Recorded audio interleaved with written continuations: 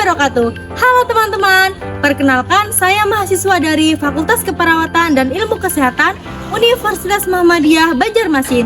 Jadi pada kesempatan kali ini kami mau menjelaskan nih tentang MKJP, metode kontrasepsi jangka panjang. Untuk yang belum tahu, simak video ini sampai habis. Nah, sebelum kita menjelaskan mengenai metode kontrasepsi jangka panjang, kita harus tahu dulu nih, apa sih itu kontrasepsi?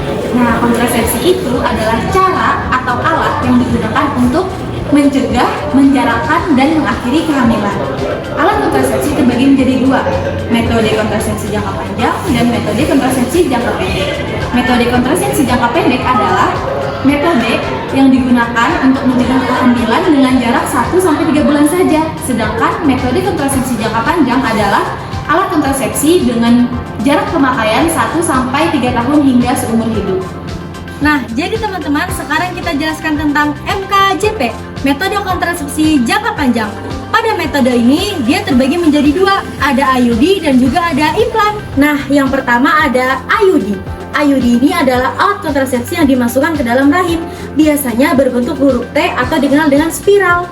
IUD ini biasanya jangka waktunya dari 3-10 tahun dan terbagi menjadi dua, ada yang hormonal dan juga ada yang non-hormonal.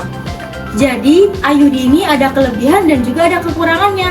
Untuk kelebihannya, dia aman untuk ibu menyusui. Dan yang kedua, dia bisa menghindari dari penyakit kanker serviks dan juga kanker endometrium.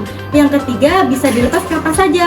Untuk kekurangannya, yang pertama, tidak melindungi dari penyakit menular seksual. Yang kedua, biasanya terdapat rasa tidak nyaman setelah pemasangan. Dan yang ketiga, dia masih memiliki resiko untuk kehamilan.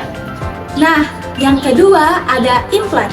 Implan adalah alat kontrasepsi berbentuk tabung kecil yang berisi hormon progestin. Alat ini sering disebut dengan susuk yang ditanamkan di kulit lengan atas. Untuk jangka waktu penggunaan alat kontrasepsi ini 3-5 tahun. Nah, untuk alat kontrasepsi implan memiliki kelebihan dan kekurangan. Untuk kelebihan implan, yang pertama, memiliki efektivitas tinggi untuk mencegah kehamilan. Yang kedua, aman untuk ibu menyusui. Yang ketiga, terhindar dari kanker rahim dan radang panggul. Untuk kekurangan implan, yang pertama, efektivitas akan berkurang apabila mengkonsumsi obat antibiotik, obat HIV, dan juga obat epilepsi. Yang kedua, kemungkinan terkena infeksi. Yang ketiga, sekitar 20% wanita yang menggunakan implan tidak mengalami menstruasi. Yang ketiga, KB permanen. KB permanen terdiri dari dua, MOW dan MOP. MOW, metode operatif wanita, adalah pemotongan tuba falopik atau saluran yang menghubungkan antara rahim dan indung telur. Keuntungan dari MOW ini, yang pertama, efektivitasnya sangat tinggi, 99%. Yang kedua, tidak mengganggu hubungan seksual. Yang ketiga, menurunkan resiko kanker ovarium. Kerugian dari MOW, yang pertama, tidak bisa hamil lagi.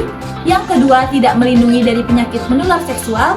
Yang ketiga, meningkatkan kehamilan anggur. Yang keempat, terjadi infeksi pasca operasi. Yang selanjutnya yaitu adalah MOP, metode operasi pria. Metode ini merupakan alat kontrasepsi permanen yang dilakukan oleh pria, yaitu pemotongan saluran sel sperma sehingga mencegah kehamilan, tetapi tidak menghambat ejakulasi. MOP ini ada keuntungan dan juga ada kerugian. Keuntungannya yaitu mencegah kehamilan 99%.